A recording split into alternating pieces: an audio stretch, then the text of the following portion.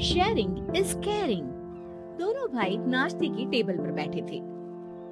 प्रियंका, मेरा नाश्ता कहाँ है? भाभी, मुझे भी ऑफिस के लिए लेट हो रहा है। इस पर प्रियंका किचन में से दोनों के नाश्ते की प्लेट्स लेकर बाहर आती है। लो भाई, आप दोनों का नाश्ता। किसी को भी 1 मिनट का सब्र नहीं है। ये प्रियंका का ससुराल है, जहाँ कोई औरत ना होने की वजह से शादी वाले दिन से ही घर के साथ दोनों भाइयों की जिम्मेदारियाँ प्रियंका संभाल लेती है। दोनों भाई शांति से नाश्ता कर रहे होते हैं कि अंकुश अपने भाई की प्लेट से पराठे का एक टुकड़ा उठा लेता है। आपको पता है ना, मैं खाना शेयर नहीं करता, फिर भी मेरी प्लेट में से खाना जरूरी है क्या? अरे हद हो गई है, मुझे नहीं खाना अब। अंकुर गुस्से में नाश्ता छोड़कर टेबल से उठ खड़ा होता है। अरे ये कैसा बिहेवियर है अंकुर?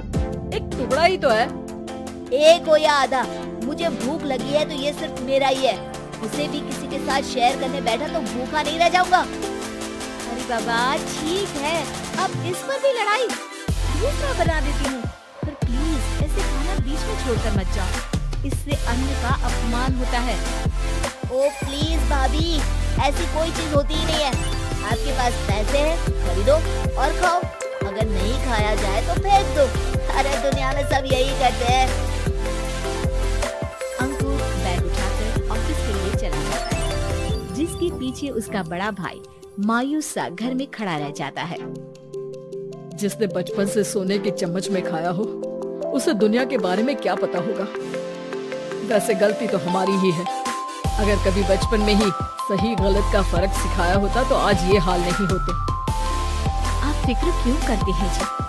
भगवान है, वो जो भी करता है सबकी भलाई के लिए ही करता है, और जब वो चाहेंगे तो अपनी तरह से अंकुर भैया को भी सब कुछ सिखा देंगे। पत्नी की बात पर विश्वास कर अंकुश भी ऑफिस चला जाता है। सुबह से दोपहर होती है और अंकुर लंच करने ऑफिस के पास वाले रेस्टोरेंट में पहुंचता है, जहां वो एक साथ बहुत सारा खाना ऑर्डर कर देता है। सर, क्या कोई आपको ज्वाइन करने वाला है? नहीं तो क्यों? अब कुछ नहीं सर, ऐसे ही। वेटर चला जाता है और कुछ देर में अंकुर का ऑर्डर लेकर वापस आता है, जिस पर अंकुर सब डिशेस में से थोड़ा थोड़ा खाकर बाकी ऐसे ही छोड़कर बिल देकर चला जाता है। वाह भगवान, तेरी माया।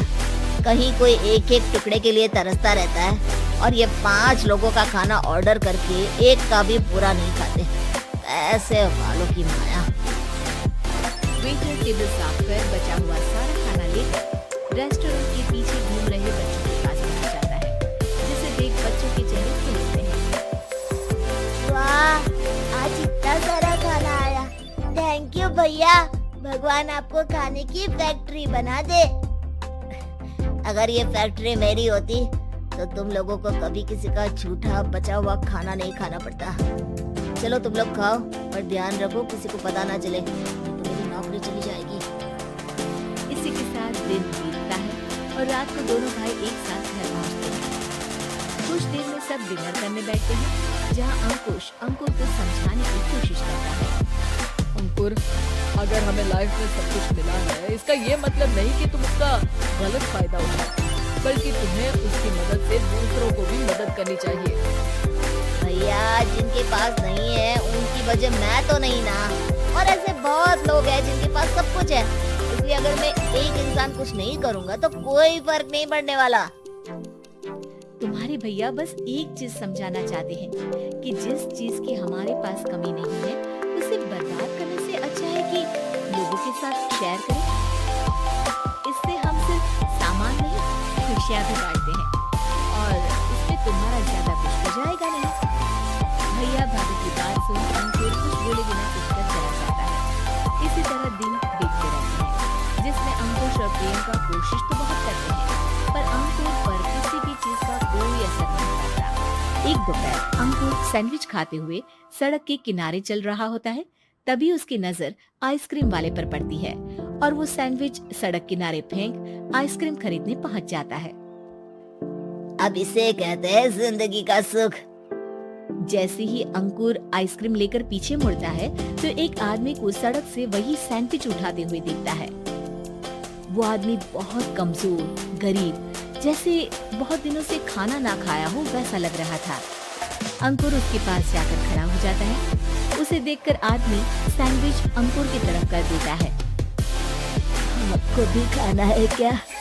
क्या हम इसे आधा आधा कर ले? मुझे बहुत भूख लगी है। वो मेरा ही झूठा सैंडविच है, तुम दूसरा खरीद कर क्यों नहीं खा लेते? इसे क्यों खा रहे हो? अरे भैया, अगर खरीदने के पैसे होते तो 4 दिन से भूखा नहीं घूम रहा होता। हैं? क्या तुमने 4 दिन से कुछ नहीं खाया, फिर भी इस आधे सैंडविच को मेरे साथ बांटने के लिए तैयार हो गए?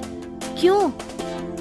अरे भैया, पैसा नहीं है तो क्या हुआ, इंसानियत आज भी उतनी महंगी नहीं हुई और ना ही उस पर अमीर गरीब का टैग लगा है जो हम उसे रख ना सके।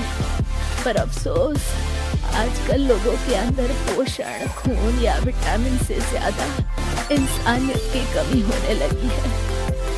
आदमी की बातों से अंकुर को समझ में आ जाता है कि वो आज तक कितना गलत काम करता आ रहा था। इसके बाद से वो अपनी किसी के साथ शेयर नहीं करने और खाने को बर्बाद करने वाली आदत को छोड़ देता है।